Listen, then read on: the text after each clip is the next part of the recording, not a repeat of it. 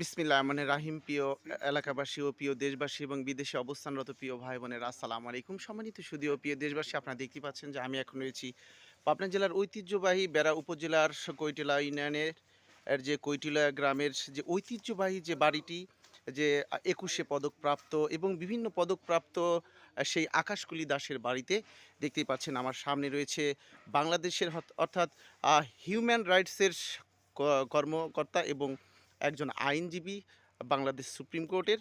সম্মানিত সুধীয় প্রিয় দেশবাসী, বুঝতেই পাচ্ছেন এই বাড়িটি হচ্ছে পাখিদের আশ্রয়স্থল।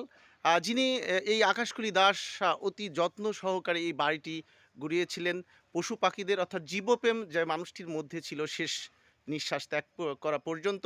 অথচ সে তার যে ইহলোক পরলোক গমন করার সঙ্গে সঙ্গেই এই বাড়িটি বিভিন্ন কুচক্রী মহলের কাছে এটি হয়ে যায় এখন তাদের হাতে। তারা বিভিন্নভাবে এই বাড়িটির গাছপালা সমস্ত কিছু বিক্রি করে তারা এখন এই বাড়ির পুরা দায়িত্ব বা তারা নিজেদের মালিকানা হিসাবে নিজেদেরকে সুপ্রতিষ্ঠিত করছে। যা হোক, আমাদের এখানে আজকে বিভিন্ন ধরনের গণমাধ্যম কর্মী থেকে হিউম্যান রাইটসের কর্মকর্তা, আইনজীবীরা এসেছেন যাতে এই আকাশকুলি দাসের যে স্বপ্ন, যে এই বাড়িটি তিনি মৃত্যুর পরও যেন এই পাখিরা যাতে সুন্দরভাবে তাদের এই আবাসস্থলে থাকে। যা হোক, আজকে আমি আমার ক্যামেরার সামনে সত্যিই দুজন মানুষ এসেছে যাদেরকে আসলে পাবনা জেলার পক্ষ থেকে অসংখ্য ধন্যবাদ এবং কৃতজ্ঞতা প্রকাশ করছি, যারা আসলে সেই ঢাকা থেকে ছুটে এসেছে সেই ২১শে পদকপ্রাপ্ত আকাশকুলি দাসের বাড়িটি রক্ষার জন্য। এই বাড়িকে ঘিরে যে পশু পাখির যে আশ্রয়স্থল হয়েছে, সেই আশ্রয়স্থলটি যেন থাকতে পারে সেই আশা নিয়েই তারা এখানে এসেছে। আজকে আমরা জানবো তাদের এই সামান্য কিছু কথা।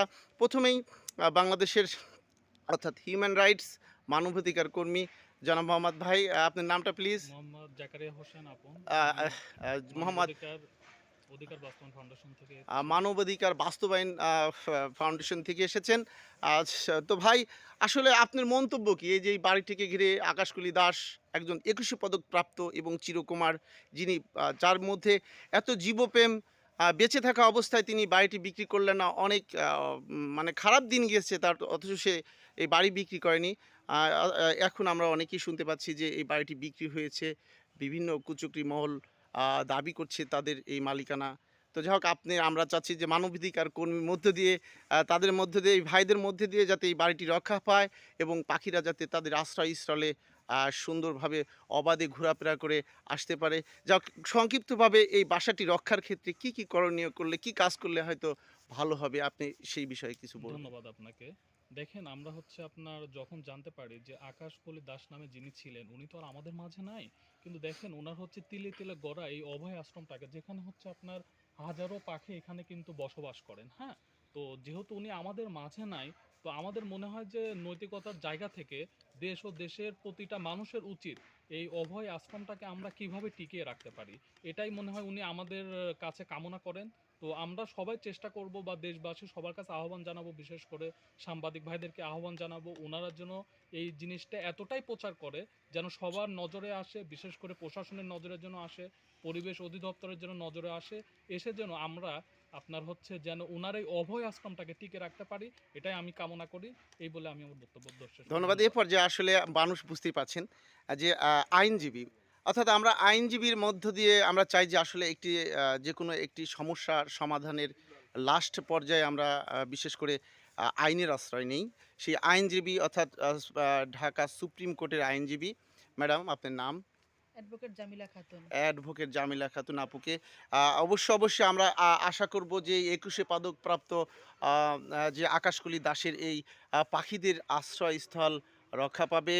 এবং সংক্ষিপ্তভাবে এই আপুকে বলব যে আমাদের এই বাড়িটি রক্ষার, এই পাখিদের অবাধ বিচরণ যেখানে যা পাখিদের অর্থাৎ জীবপ্রেম যার মধ্যে ছিল সেই আকাশকুলি দাসের, এই বাসাটি কিভাবে রক্ষা করা যায় আইনিভাবে, একটু সংক্ষিপ্তভাবে বলবেন।